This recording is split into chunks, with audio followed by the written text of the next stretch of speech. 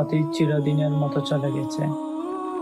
কোনো ব্যক্তি অতীতের দুঃখজনক ঘটনাকে কেন্দ্র করে বসে বসে চিন্তা ভাবনা করে শুধু এক ধরনের পাগলামি দেখাতে পারে, যে পাগলামি বর্তমান জীবনযাপন করার বা উপস্থিত মুহূর্তে বেঁচে থাকার দৃঢ় সংকল্পকে ধ্বংস করে দেওয়ার মতো এক ধরনের রূপ।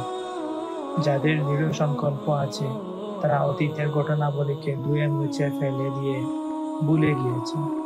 এ ঘটনাগুলো আর কখনো সত্যের পথে বাধা হয়ে দাঁড়াবে না, কেননা সেগুলো বিস্মৃতির অতল গহ্বরে তলিয়ে গেছে।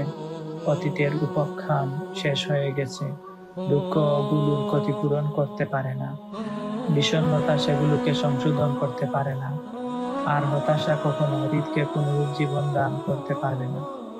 কেননা অতীত চিরকাল অতীত, তা অস্তিত্বহীন। অতীতের দুঃস্বপ্ন দেখবেন না, বা যা আপনি হারিয়েছেন তার নিচে আশা করবেন না। অতীতের ভূতের আবির্ভাব হতে নিজেকে রক্ষা করুন।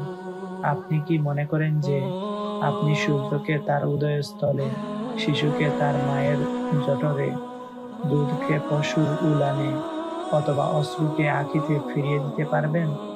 অতীত ও অতীতের ঘটনাবলী নিয়ে অনবরত চিন্তা ভাবনা করে আপনি নিজেকে এক অতি ভয়ঙ্কর পশুজনীয় মানসিক অবস্থায় উপনীত করবেন। অতীত নিয়ে অতিরিক্ত গবেষণা বর্তমানের অপচয় মাত্র। পূর্ববর্তী জাতিদের কার্যকলাপ উল্লেখপূর্বক মহান আল্লাহ তাআলা বলেন, তিলকা উম্মাতুন কাদ খালাত, এটা ছিল এমনই এক জাতি যা অতিবাহিত হয়ে গেছে। সূরা বাকারা আয়াত 134। অতীতের দিনগুলো চলে গেছে এবং শেষ হয়ে গেছে, আর ইতিহাসের চাকা উল্টো দিকে বা পিছন দিকে ঘুরিয়ে তাদের ময়নাতদন্ত করে আপনার কোনো লাভ হবে না।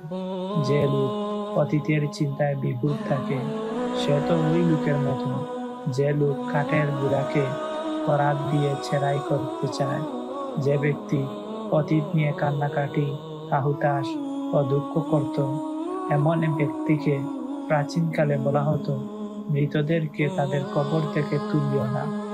আমাদের দুঃখজনক ব্যাপার এই যে আমরা বর্তমানের সাথে সম্পর্ক রক্ষা করতে পারি না। আমাদের সুন্দর সুন্দর প্রাসাদকে অবহেলা করে আমরা ধ্বংস দালান কুটার জন্য হাউমাউ করে কান্নাকাটি করি। সকল জিন ও ইনসান একত্রে অতীতকে ফিরিয়ে আনতে চাইলেও তারা অতি নিশ্চিতভাবেই ব্যর্থ হবে। পৃথিবীর সবকিছুই সম্মুখ পানে এগিয়ে চলছে, একটি নতুন ঋতুর জন্য প্রস্তুত হচ্ছে।